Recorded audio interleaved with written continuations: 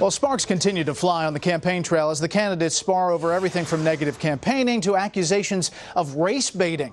Joining us now from Arlington, Virginia is McCain spokeswoman Nancy Pfotenhauer. Nancy, thanks for being here. Happy to be on, Bret. First of all, we heard this back and forth after Congressman John Lewis, a civil rights icon, came out and said that the comments by people in the crowd at some of these McCain rallies remind him of George Wallace, the Alabama governor, and then he pointed back to Wallace's statements and how that led, he believed, to the Birmingham bombing in the church back in the 60s.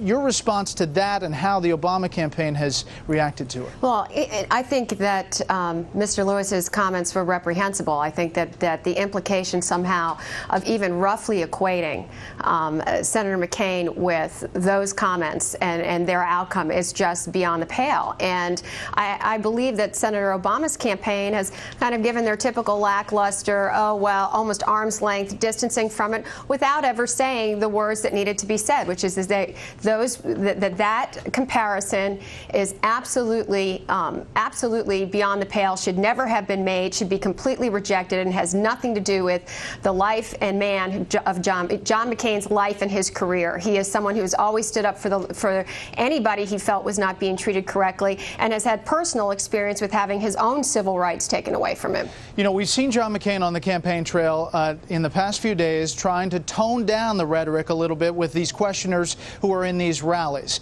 There is a bit of a disconnect here, Nancy, and I want to play something for you that has some Republicans scratching their heads.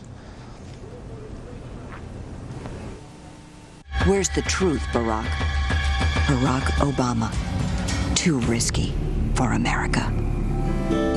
I'm John McCain, and I approve this message. I want to be President of the United States, and obviously I do not want Senator Obama to be.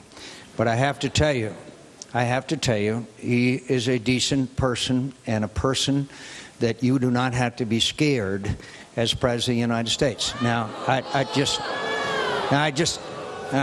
look, if I didn't think I wouldn't be one heck of a lot better president, I wouldn't be running, okay?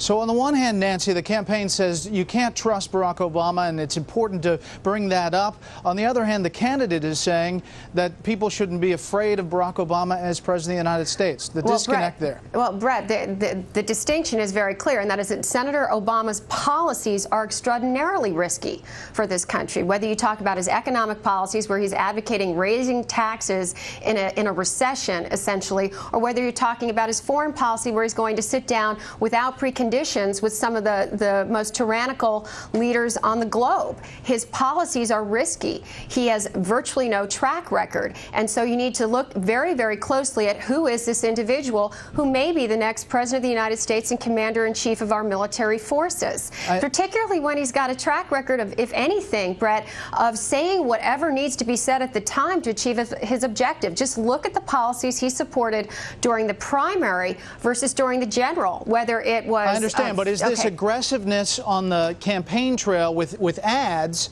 It doesn't seem to be reflected in some of the things that John McCain has been saying in these town hall meetings. Well, Bret, I think he's drawing the distinction between Barack Obama as a human being and Barack Obama's policies that he's advocating. And the policies that he's advocating are I can tell you, extraordinarily risky from an economic standpoint, exactly the opposite of what we should be doing. Okay. And the experts in the foreign policy arena, my colleagues, say it's just the same from their perspective. All right, Nancy, and this is a pretty challenging time for us to be talking about electing someone who has such risky policies. Okay, Nancy Pfotenhauer, thank you very much. We welcome you back anytime.